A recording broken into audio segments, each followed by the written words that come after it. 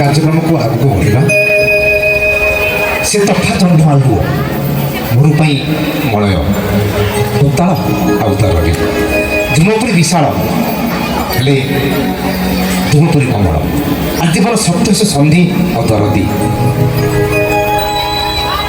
गौरव अच्छी मत नहीं गर्पर मिला ताज अच्छी छात अच्छी जो बहुत समस्त मधुसाह ना जे कि एकाधार जड़े सुगाल्पिक लेखक समाजसेवी एवं मंच उपस्थापक जे कि मोर गुरु जहाँ आशीर्वाद पाई आपण सामने किसी कहीबार सुजोग पाई सुनती मोर गुरु जे कि आम भोगराईर अनन्य प्रतिभा बर्तमान अनुरोध करी श्रीकुमार सार को सी आसवे मंच को आसवे एवं जो संबंधित प्रतिभा उद्देश्य से उपस्थापन करेंगे मोर गुरु श्रीकुमार सार तो चाहिए खास कर श्रीकुमार सार गोटे समस्त तरफ गोटे जोर से ताड़ी सब जहाँ मुझे मंच एमती कह सुजोग पाई सी मोर उपस्थापक भाव में गुरु आगे एवं अल्प समय भितर आम सम्बोधन कार्यक्रम सर तापर पुणी भजन सुंदर सुंदर भजन ये परिवेशन हम अच्छा भक्ति कंठर सी आम प्रतिद्वंदी कंठशिल्पी जी आम कोणार माटीर महक जी शांतनु भाई निश्चित आसवे अन्य कंठशिल्पी अच्छा सुसज्जित रथ गुड़ी मूल्यांकन कार्यक्रम आगक निश्चित चलो एवं अनुरोध करी सार को जी कि श्रीकुमार सार को से बर्तमान कार्यक्रम चालू रखिए। जय जगन्नाथ कहीं किसी है देखा जय जगन्नाथ आज आउ जगन्नाथ को एत डाकबार आवश्यकता नहीं जगन्नाथ आपण पाखे अच्छा घरे घरे अच्छा गत काली जो विश्व प्रसिद्ध रथयात्रा होती आज भी रथ टଣା चली आपणकर ये प्रिय माटी दौड़ा माटी रे चकाडाला युवक संघ तरफ जो सुंदर कार्यक्रम जगन्नाथंकर गोटे सुंदर आध्यात्मिक पूत पवित्रमय परिवेश सृष्टि होती समस्त मन भितर प्रभु प्रति गोटे नूतन विश्वास आशा एवं आस्था प्रकट होती यार समस्त श्रेय चकाडोला युवक संघ जो मानकर अनेक परिश्रम त्यागर फलश्रुति स्वरूप एभली एक चमत्कार कार्यक्रम ता सहित ये भजन समारोह भक्ति नैवेद्यर सुंदर सुंदर कंठ संगीत मात्र आपण मैंने उपभोग करते जो गीत गुड़िक आम समस्त हृदय को पुलकित करूला रसायित करूला आम समस्ते आहरी अधिक समय पर्यंत उपस्थित रही परवर्ती समय आहरी चमत्कार कंठशिल्पी मैंने अच्छा आम उद्भुत करवा हृदयंगम करवा तेरे आपण मानक अल्प समय जेटा कि पूज्य पूजार कार्यक्रम जहाँ आम माटीर गोटे अनन्य कार्यक्रम जिते बड़ अनुष्ठान होना कहीं जिते बड़ कार्यक्रम होना कहीं ये माटीर जो माने प्रणम्य ये माटी रे जो माने सम्माननीय तांको संवर्धित करवा तांको पूजा करवा तांको प्रतिभा को श्रेय देवा एटा आम माटीर गोटे प्रतिश्रुतिबद्ध कथा जहाँ भी हो मुझे भी जानी ये देवला माटी हूँ गोटे स्पर्धार माटी ये देवला माटी हूँ गोटे श्रद्धार माटी साधारणतः तीन प्रकार लोकों भितर आम सब बंधे था गोटे भाव गोटे अभाव आउ गोटे प्रभाव भाव तो आपण मैंने समस्ते गोटे भावर डोरी बंधाई करछु अभाव भितर आम क्या सहायतार हाथ बढ़े था आउ प्रभाव माने जो माने नेता मंत्री जो माने पैसा वाला लोक जो माने विभिन्न क्षेत्र में पारदर्शिता प्रदर्शन करी आम समस्त को वशीभूत करने चाहती से प्रभावशाली मनीष पाखे आम बेले बेले बंद रहू यही तीन प्रकार लोकों पाखे आम जीवन सरी जाऊ जहाँ भी हो एबे आमे निश्चित भाव ये माटी जो माटी कथा कुआ माटी जो माटी गोटे रजस्वला माटी ये भोगराई माटी ऐतिह्यपूर्ण माटी ये भोगराई माटीर ये देवला ଏ ସମଗ୍ର ଅଞ୍ଚଳକୁ ଗୋଟେ ନୂତନ ଦିଗ୍ଦର୍ଶନ ଦିଏ, ନୂତନ ଆଲୋକ ପ୍ରଦାନ କରେ, ନୂତନ ସନ୍ଦେଶ ମଧ୍ୟ ଦିଏ। ସେହି ମାଟିରେ ଆଜି এই চকাডলা যুবক সংঘ তরফରୁ ଯେଉଁ କାର୍ଯ୍ୟକ୍ରମ ହେଉଛି ଏଥିରେ ଯେଉଁ 4 ଜଣ ପ୍ରତିଭାଧରଙ୍କୁ ଆମେ ସମ୍ବର୍ଦ୍ଧିତ କରିବୁ ଜଣେ ପରେ ଜଣେ। ସେମାନେ ବହୁମୁଖୀ ପ୍ରତିଭାର ଅଧିକାରୀ। ସେମାନଙ୍କର ଜୀବନଚର୍ଯ୍ୟା ପରବର୍ତ୍ତୀ ସମୟରେ ମୁଁ ଯେତେବେଳେ ମାନପତ୍ର ପଢ଼ିବି ଆପଣମାନେ ଜାଣିବେ କି ଆଚମ୍ବିତ ପ୍ରତିଭାମାନେ ଏ ମାଟିରେ ଅଛନ୍ତି, ଆହୁରି ଅଛନ୍ତି। ପ୍ରତିବର୍ଷ ଏମିତି ତାଙ୍କୁ ପୂଜା କରିବାର ଅବସର ମିଳିବ ବୋଲି ମୁଁ ଚକାଡଲା ଯୁବକ ସଂଘକୁ ନିବେଦନ କରିବି। କାରଣ ପୂଜ୍ୟ ପୂଜା ହେଉଛି ଆମ ସଂସ୍କାରର, ଆମ ପରିବାରର, ଆମ ସମାଜର ଗୋଟିଏ ଆଧାର।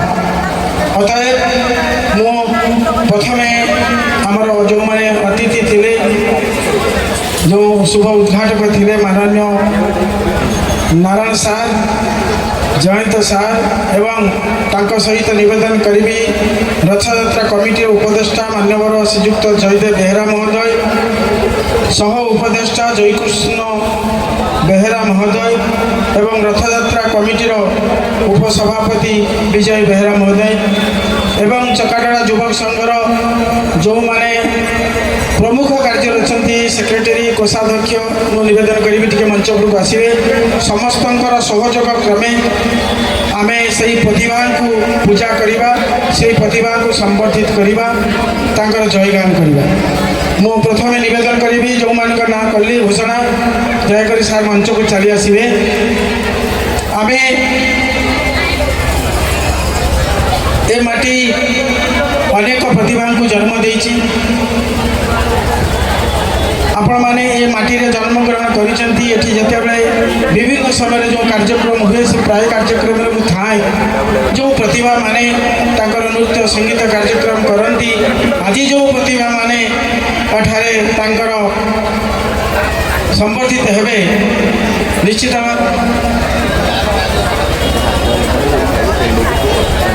ସେମାନଙ୍କୁ ଆମେ ପର୍ଯ୍ୟାୟକ୍ରମେ ସମ୍ବର୍ଦ୍ଧିତ କରିବା। ଏହା ଆମ ମାଟିର ଦାୟିତ୍ୱ, ଆମ ସମସ୍ତଙ୍କର ଦାୟିତ୍ୱ। ଆମେ ବୟସ କ୍ରମରେ ପ୍ରତିଭାଧରଙ୍କୁ ମଞ୍ଚକୁ ନିବେଦନ କରିବି, ଦୟାକରି ଜଣେ କିଏ ଭାଇକୁ ଟିକେ ମଞ୍ଚକୁ ପାଛଟି ଆଣିବେ। ଆଜିର ସମ୍ବର୍ଦ୍ଧିତ ପ୍ରତିଭା ସମ୍ମାନନୀୟ ଶ୍ରୀଯୁକ୍ତ ଅସିତ ବରଣ ଜେନା, ଦେଉଳା ଭୋଗରାଇ ବାଲେଶ୍ୱର, ବରିଷ୍ଠ ଚିତ୍ରଶିଳ୍ପୀ ମହାଶୟ।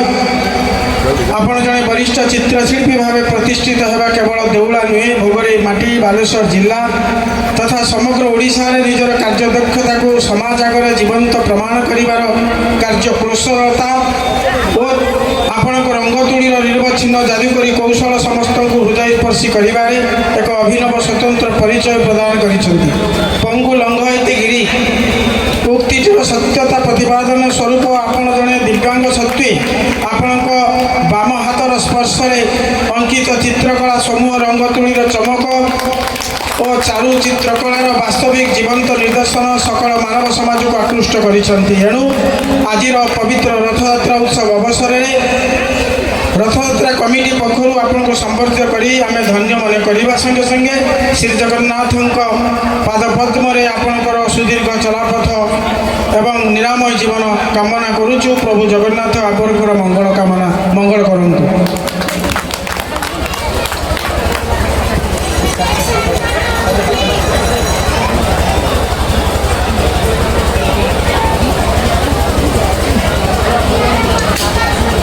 ଅସିତ ଭାଇ ଜଣେ କିମ୍ବଦନ୍ତୀ ପ୍ରତିଭା, ଯାହାଙ୍କୁ ଆମେ ଛୋଟବେଳୁ ହିଁ ତାଙ୍କର ପ୍ରତିଭାର ପରିଚୟ ପାଇଥିଲୁ। ବାମ ହାତରେ ତୁଳି ଧରି ଯେଉଁ ଜୀବନ୍ତ ଚିତ୍ର ସେ ସେତେବେଳେ ଆଙ୍କୁଥିଲେ, ଆଜି ବି ଆମ ମନରେ ସେ ଚିତ୍ର ଗୁଡ଼ିକ ପ୍ରକଟିତ ହେଉଛି। ଏବେ ସମ୍ବର୍ଦ୍ଧିତ ପ୍ରତିଭା ସମ୍ମାନନୀୟ ଶ୍ରୀଯୁକ୍ତ ଲକ୍ଷ୍ମୀକାନ୍ତ ବେହେରା, ଦେଉଳା ଭୋଗରାଇ ବାଲେଶ୍ୱର, ବିଶିଷ୍ଟ ଚିତ୍ରଶିଳ୍ପୀ, କଣ୍ଠଶିଳ୍ପୀ ଏବଂ ନାଟ୍ୟ କଳାକାର ମହାଶୟ। ସମୟ ସ୍ରୋତରେ ଭାସି ଭାସି ଜୀବନ ଡଙ୍ଗାରେ ଆହୁଲା ମାରି ସୁଗମ ପଥ ଅତିକ୍ରମ କରିବାକୁ ଜଣେ ନାବିକଟିଏ ହୋଇ ମଙ୍ଗକୁ ଟାଣ କରି ଧରି ଜୀବନ ନୌକାକୁ ଆଗେଇ ନେବାର ପ୍ରଚେଷ୍ଟା, ତ୍ୟାଗ, ନିଷ୍ଠା ନିଶ୍ଚିତ ଭାବେ ନିଜର ଜୀବନ ପଥକୁ ସୁଦୃଢ଼ ଓ ଆଲୋକମୟ କରିଥାଏ। ପାରିବାରିକ ଝଡ଼ଝଞ୍ଜା ଘାତ ପ୍ରତିଘାତ ଭିତରେ ନିଜକୁ ଦମ୍ଭ ସାହସୀ ଓ ସୁସଂଗଠିତ କରି ଏକାଧାରରେ ଜଣେ ବିଶିଷ୍ଟ ଚିତ୍ରଶିଳ୍ପୀ ସୁଲଳିତ କଣ୍ଠଶିଳ୍ପୀ ଏବଂ ଜଣେ ସଫଳ ନାଟ୍ୟ କଳାକାର ଭାବେ କୃତିତ୍ୱ ଅର୍ଜନ କରି ଭୋଗରାଇ ମାଟିରେ ବିଭିନ୍ନ କ୍ଷେତ୍ରରେ ଆପଣଙ୍କ ପ୍ରଶଂସା ପାତ୍ର ହୋଇପାରିଛନ୍ତି। ଆଜି ଏହି ପବିତ୍ର ରଥଯାତ୍ରା ଅବସରରେ ରଥଯାତ୍ରା କମିଟି ତରଫରୁ ଆପଣଙ୍କୁ ସମ୍ବର୍ଦ୍ଧିତ କରି ଆମେ ନିଜକୁ ଗର୍ବିତ ଗୌରବାନ୍ୱିତ ମନେ କରୁଅଛୁ। ଶ୍ରୀ ଜଗନ୍ନାଥଙ୍କଠାରେ ଆମର ଏତିକି ପ୍ରାର୍ଥନା, ଆପଣଙ୍କ ଶରୀର ସୁସ୍ଥ ଆରୋଗ୍ୟ କାମନା କରି ଦୀର୍ଘାୟୁ ନିରାମୟ ଜୀବନ ଯାପନ କରନ୍ତୁ। ଜୟ ଜଗନ୍ନାଥ।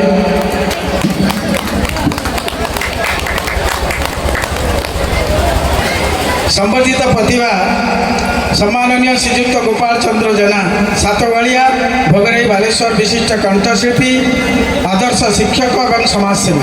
ମହାଶୟ, ତୁଳସୀ ଦୁଇ ପତ୍ରରୁ ବାସିଲା ପରି ଆପଣ ଭୋଗରାଇ ମାଟିର ସର୍ବଗୁଣ ସମ୍ପନ୍ନ ଜଣେ ସୁଯୋଗ୍ୟ ସନ୍ତାନ ତଥା ଦେଉଳାବାସୀଙ୍କ ମନପ୍ରାଣ ଜଣେ ଅଭୁଲା ପ୍ରତିବିମ୍ବ। ଛାତ୍ର ଅବସ୍ଥାରୁ ନିଜକୁ ନଭଶ୍ଚୁମ୍ବୀ ଆକାଶକୁ ସ୍ପର୍ଶ କରିବାର ଆଶା ଆକାଂକ୍ଷା ଏବଂ ସ୍ୱପ୍ନକୁ ସାକାର କରିବା ପାଇଁ ନିଜ ଜୀବନକୁ ଉଚ୍ଚକୋଟୀର ସଫଳ ରୂପାୟନ କରିପାରିଛନ୍ତି। ଜଣେ ଉଦୀୟମାନ ତଥା ଦକ୍ଷ କଣ୍ଠଶିଳ୍ପୀ ଭାବେ ପ୍ରତିଷ୍ଠିତ ହେବା କେବଳ ଦେଉଳ ନୁହେଁ, ଭୋଗରାଇ ବାଲେଶ୍ୱର ମୟୂରଭଞ୍ଜ ତଥା ସାରା ଓଡ଼ିଶା କାହିଁକି ବିହାର ଝାଡ଼ଖଣ୍ଡ ଏବଂ ପଶ୍ଚିମବଙ୍ଗରେ ମଧ୍ୟ ନିଜର କଳାର ପ୍ରଦର୍ଶନ କରିବା ସହିତ ଓଡ଼ିଶା ଟିଭି ପରଦାରେ ଇଟିଭି ଚ୍ୟାନେଲରେ ପ୍ରଦର୍ଶିତ ହେଉଥିବା ରିଏଲିଟି ଶୋ ଓଡ଼ିଶା ଆମରି ସ୍ୱର ଏବଂ ଆଦର୍ଶ ଓଡ଼ିଶା କାର୍ଯ୍ୟକ୍ରମରେ ପ୍ରତିଦ୍ୱନ୍ଦିତା କରି ପ୍ରଥମ ସ୍ଥାନ ଅଧିକାର କରିବା ସହିତ ବିଭିନ୍ନ କ୍ୟାସେଟ୍ରେ ଭଜନ ଆଧୁନିକ ସଙ୍ଗୀତରେ ସୁନ୍ଦର କଣ୍ଠଦାନ କରି ଅଗଣିତ ଦର୍ଶକଙ୍କଠାରେ ଆପଣ ପ୍ରିୟ ଭାଜନ ହୋଇପାରିଛନ୍ତି। ସରକାରୀ ସ୍କୁଲରେ ଉତ୍ତମ ଶିକ୍ଷକତା କରି ଶିକ୍ଷାଷ୍ଟରରେ ବେଶ ଆଦୃତ ହୋଇଛନ୍ତି। ଏହାଛଡ଼ା ମାନବ ସେବା ହିଁ ମାଧବ ସେବା ଉକ୍ତିକୁ ପାଥେୟ କରି ଆପଣଙ୍କ ସ୍ୱେଚ୍ଛା ସମାଜସେବା ପ୍ରତ୍ୟେକଙ୍କ ପାଇଁ ନିଜ ଜୀବନକୁ ଉତ୍ସର୍ଗ କରି ଆପଣ ସର୍ବଜନ ବିଦିତ। ବାସ୍ତବିକ ଆପଣଙ୍କ ଜୀବନାଦର୍ଶ ଆମ ସମସ୍ତଙ୍କର ଅନୁସରଣୀୟ ଓ ଅନୁକରଣୀୟ ଅଟେ। ଏଣୁ ଆଜିର ଏହି ପବିତ୍ର ରଥଯାତ୍ରା ଉତ୍ସବ ପରିପ୍ରେକ୍ଷୀରେ ରଥଯାତ୍ରା କମିଟି ପକ୍ଷରୁ ଆପଣଙ୍କୁ ହାର୍ଦ୍ଦିକ ସମ୍ବର୍ଦ୍ଧନା ଜ୍ଞାପନ କରିବା ସହିତ ମହାପ୍ରଭୁଙ୍କଠାରେ କୋଟି ପ୍ରଣତି ବାଢ଼ି ଆପଣଙ୍କ ଉଜ୍ଜ୍ୱଳ ଭବିଷ୍ୟତ ନିରାମୟ ଜୀବନ କାମନା କରୁଛୁ। ଜୟ ଜଗନ୍ନାଥ।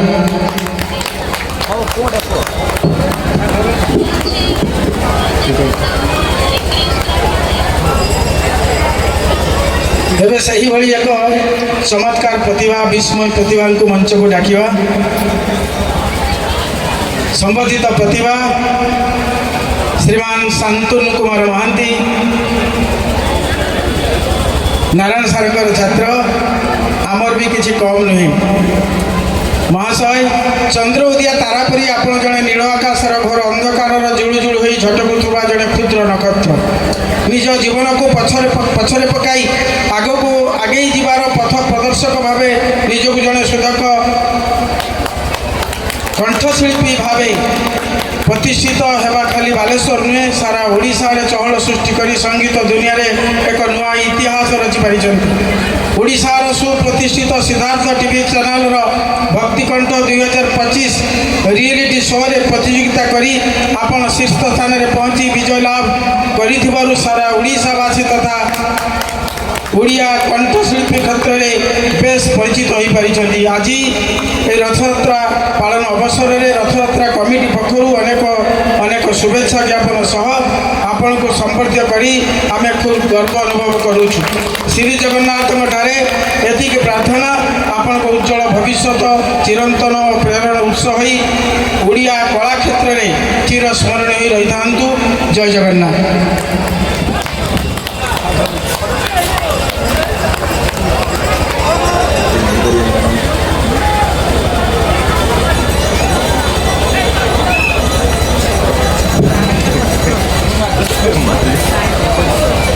ଆମ ଭୋଗରାଇ ମାଟିର ପ୍ରତିଭାର ପଟାନ୍ତର ନାହିଁ।